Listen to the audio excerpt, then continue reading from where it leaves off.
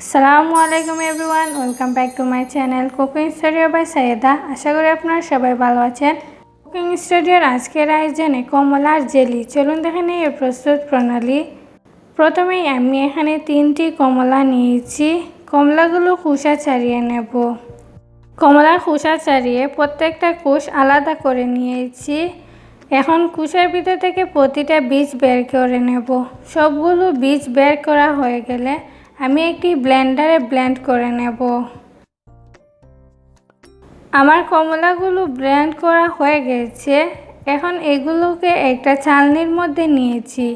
এখন একটা চামচ দিয়ে এইভাবে নেড়ে কমলার রসগুলো নিচে একটা বাটির মধ্যে নিয়ে নিচ্ছি আর খোসাগুলো আলগা করে নেব। দেখুন কমলার রসগুলো পড়ছে। এইভাবে কিছুক্ষণ নেড়ে নেওয়ার পর দেখবেন খোসাগুলো আলাদা হয়ে গিয়েছে, ঠিক এই রকম। সেই পর্যায়ে এগুলোকে ফেলে দেব। আমার এখানে 2 কাপ অরেঞ্জ জুস হয়েছে। এখন জেলি তৈরি করার জন্য একটি প্যানের মধ্যে নিচ্ছি 1/2 কাপ চিনি। যতটুকু চিনি ততটুকু পানি অ্যাড করছি। দিয়ে দিচ্ছি 1/2 কাপ পানি। এখন মিডিয়াম আঁচে চিনির পানিটাকে জাল করে নেব। যখন চিনির পানিটা ফুটে উঠবে সেই পর্যায়ে দিয়ে দিয়েছি 1 চা চামচ অরেঞ্জ ফ্লেভার। এখন নেড়ে নিচ্ছি। ভালো করে নেড়ে মেশানো হয়ে গেলে দিয়ে দিচ্ছি 2-3 ফোঁটা orange food colour. Orange food colour দিয়ে কিছুক্ষণ নেড়ে মিশিয়ে নেব। ভালো করে নেড়ে মেশানো হয়ে গেলে এরপর দিয়ে দিচ্ছি ব্লেন্ড করে নেওয়া অরেঞ্জ জুস। সম্পূর্ণ জুসটাই দিয়ে দিচ্ছি।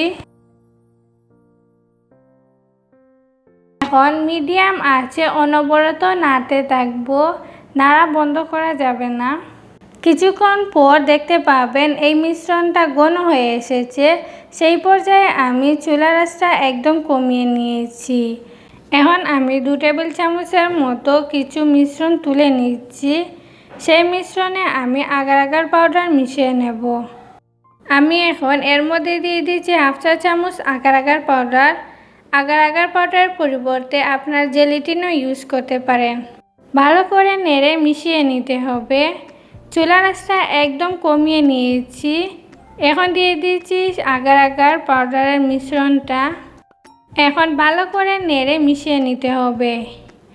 ভালো করে মেশানো হয়ে গেলে এর মধ্যে দিয়ে দিচ্ছি 1 চা চামচ ভিনেগার। ভিনেগারের পরিবর্তে আপনারা লেবুর রসও ব্যবহার করতে পারেন। এখন মাঝারি আঁচে অনবরত নেড়ে জাল করে নেব। কিছুক্ষণ পর দেখতে পাবেন এইভাবে ঘন হয়ে এসেছে। ঠিক সেই পর্যায়ে চুলাটা অফ করে নেবেন।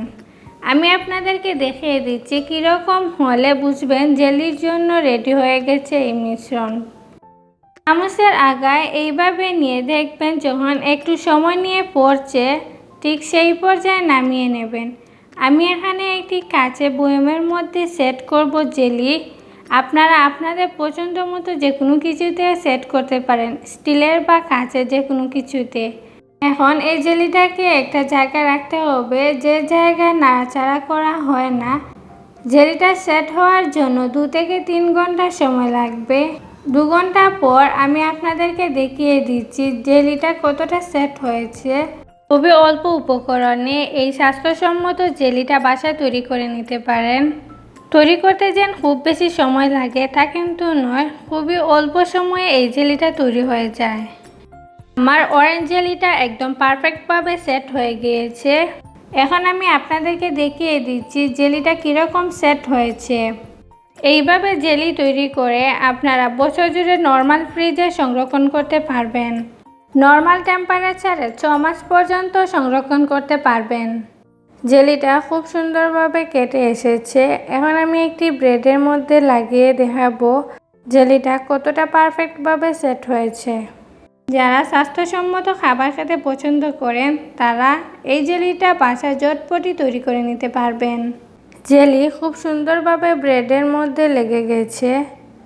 আশা করি এই রেসিপিটা আপনারা বাসায় ট্রাই করবেন। বাসার সবার কেমন লেগেছে আমার সাথে কমেন্ট বক্সে শেয়ার করবেন। যারা এখনও আমার চ্যানেলটি সাবস্ক্রাইব করেননি তারা আমার চ্যানেলটি সাবস্ক্রাইব করে পাশে থাকবেন। সবাই ভালো থাকবেন, সুস্থ থাকবেন। আল্লাহ হাফিজ।